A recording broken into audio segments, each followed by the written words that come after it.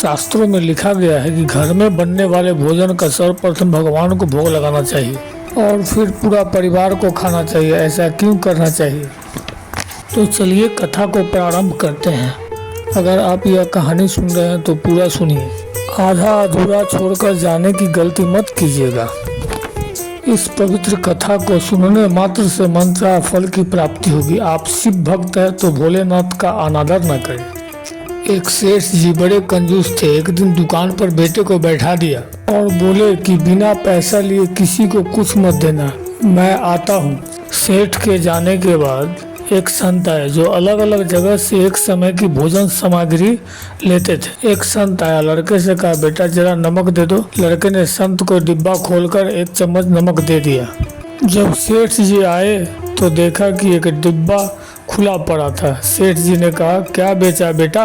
बेटा बोला, एक संत जो तालाब के किनारे रहते हैं उनको एक चम्मच नमक दिया था। सेठ का माथा ठनका और बोला, अरे मूर्ख, इसमें तो जहरीला पदार्थ था।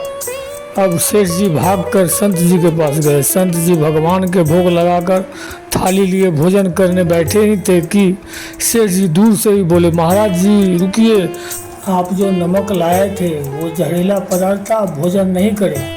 संत जी बोले, भाई हम तो प्रसाद लेंगे ही, क्योंकि भोग लगा दिया है और भोग लगा भोजन छोड़ नहीं सकते। अगर भोग नहीं लगाता तो भोजन नहीं करते।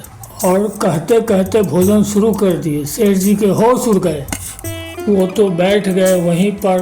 रात हो गई, सेठ जी वहीं सो गए कि कहीं संत जी की तबीयत बिगड़ गई तो कम से कम वैद्य जी को दिखा देंगे तो बदनामी से बचेंगे। सोचते सोचते उन्हें नींद आ गई।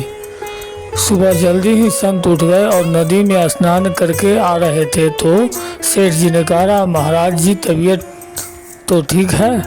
संत बोले, भगवान की कृपा है। इतना कहकर मंदिर खोला तो देखते हैं कि भगवान की मूर्ति दो भाग हो गई और शरीर काला पड़ गया। अब तो सेठ जी सारा मामला समझ गए कि अटल विश्वास से भगवान ने भोजन का जहर भोग के रूप में स्वयं ग्रहण कर लिया और भक्त को प्रसाद का ग्रहण कराया।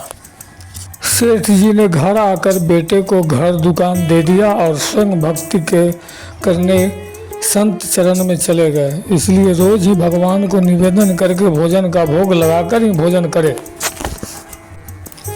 भोजन अमृत बन जाता है। अतः आज से ही यह नियम ले कि भोजन बिना भोग लगाए नहीं करेंगे।